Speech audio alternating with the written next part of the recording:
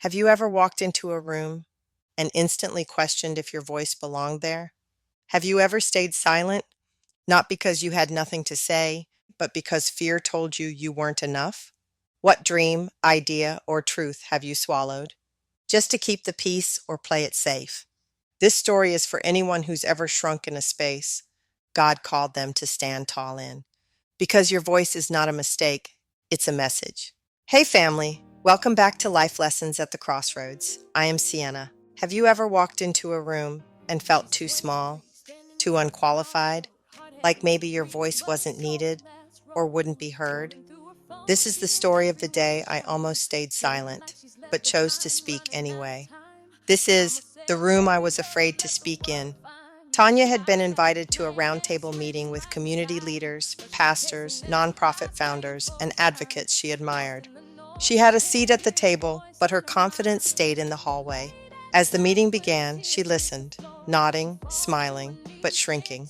Every time she felt a point rising in her heart, her fear whispered, "They've got this. You're just here to listen." But then, one leader made a comment about youth programming, and Tanya knew God had given her vision and experience in that space. She shifted in her chair, took a breath, and said, "I'd love to offer a perspective." And just like that, the room paused and listened. What she said sparked new ideas. The director took notes. A pastor asked to meet with her after. Tanya walked out that day, not just having spoken, but having contributed. And God whispered to her spirit, "Don't ever shrink in rooms I sent you into." That day, she stopped disqualifying her voice. She realized she wasn't called to echo. She was called to build. Let's reflect on Tanya's story.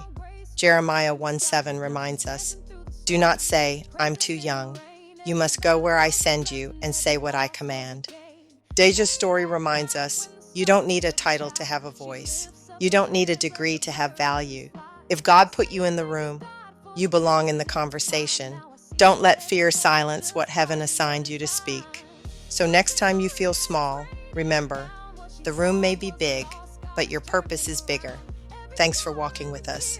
And until next time, show up fully, speak with boldness, and stand in purpose at the crossroads.